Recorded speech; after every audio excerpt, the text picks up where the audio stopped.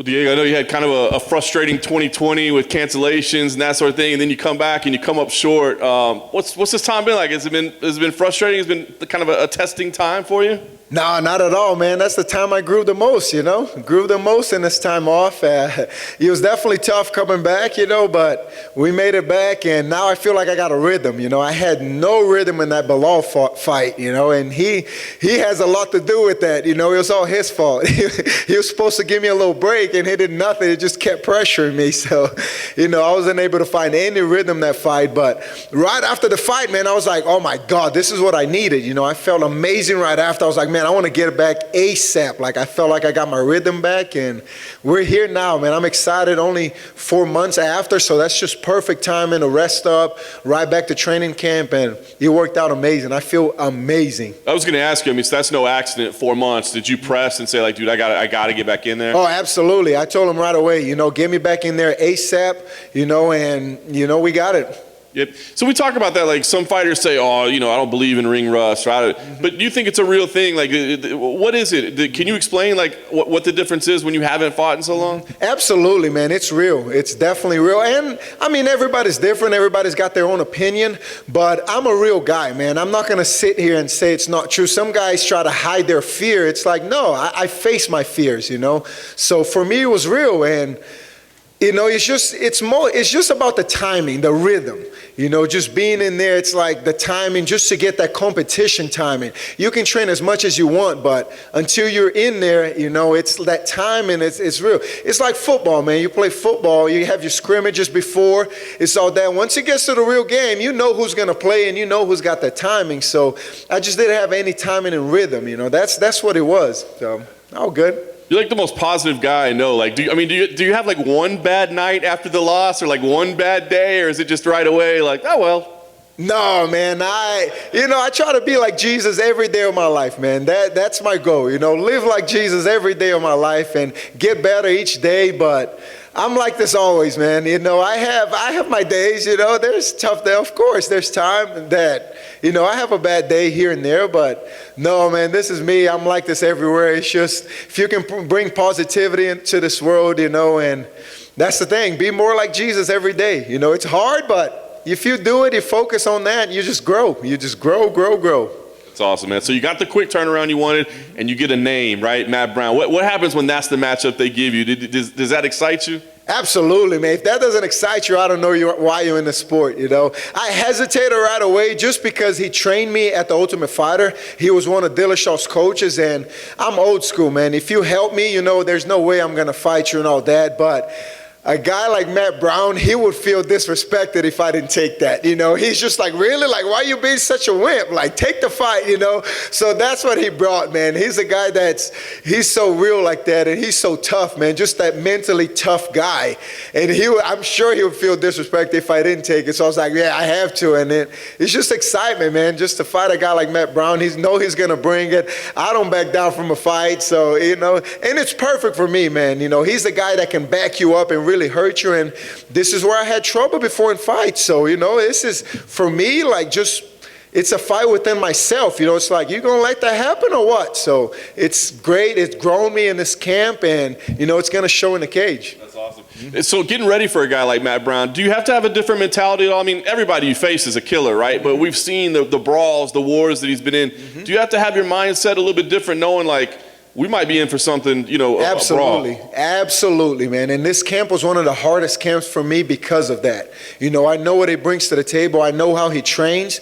And, man, it's nothing easy. It's nothing easy. And then people are saying, oh, he's 40 now. He's older. He's this. But, man, if you go in a fight with Matt Brown thinking like that, he will slice you up like, with the elbows, knees. Like, the guy like that is always dangerous. So it doesn't matter how old he is. It doesn't matter. If he gets in that cage, if you're not ready to get hurt and you're on alert at all times, you're going to get hurt. So I have that mentality, man. I'm ready for anything, and it's going to be a banger. I know it. Nice. I know you're focused on your fight, but did you pull away and watch The Ultimate Fighter last night? Absolutely, man. That's my student, man. That kid's been with me for 8 years, man. It's just amazing to see, It's just something that I always knew, I wasn't surprised. And, now that after he had his son, man, something just clicked. And I was like, there you go. That's how you need to be. And when that guy's like that, I'm telling you, man, it's going to be trouble. I was going to say, I know he's your student, but do you take some inspiration, like seeing the performance he turned in? Absolutely, man. Absolutely. Just to see how he dominated and, just to see how focused he is, man. We're really close with that. And it's just amazing to see, man. Motivated me even more. That's awesome. Last thing for me, I think on paper, we're kind of looking at this as it's going to be a war. It's going to be a battle. It's going to be entertaining. What kind of fight do you think we see on Saturday? Absolutely. It's just going to be a war. I'm ready for everything. I'm always looking for a finish. So if I land something, I'm going to look for the finish. If I can get a takedown, go to the ground, I might feel my jiu-jitsu's better.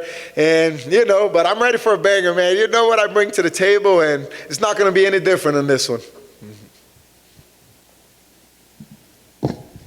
Dhiego, you said be like Jesus every day. How'd you come to that perspective? I accepted him. It's just a choice. You accept Jesus or you don't. That's why if this whole world accept Jesus, it would be a perfect world. But it's not. You have your choice. We're human, we're flesh, and a lot of people don't. And, if you get an opportunity, do it. Accept it. But, and then it goes down to Christianity and all that. Oh, why does Christians do this, do that? And, I accept it, man. I called myself a Christian before. But I used to go out drinking. I used to go doing drugs. I was bad. I used to do everything bad. But when I really accepted, I changed. And when you really accept Jesus, you change. If there's no change, it's not real. And, I accepted and I changed. Like if you see me 4 years ago, you'd be like, who is this guy? But now I'm a changed person, and it's everywhere in my life, everywhere, everything I do. And I just accepted, man. That's really it. I accepted it, and to be like him every day of my life. Your student on The Ultimate Fighter, you said after he had his kid that it clicked for him. When did it click for you? For me, man, I'm still working on that, it's still clicking, it clicks sometimes, and, that last fight, there was still a blank, and you just never know, man. I guess I just feel like I'm still growing, I'm hitting my prime, like I feel like I'm in my prime, but I still, man, I haven't showed anything yet, really, man. I haven't showed anything yet, and I'm excited, I've just got to keep on growing, keep on going, It clicked, of course, mentally, physically. I feel like it's been clicked for a while, maturity. But, that click, it hasn't yet. And you guys will see when it does, Awesome, thanks. Thank you. Hello, Dhiego. Hey. What's the most difficult part about this fight? How do you study math for this match?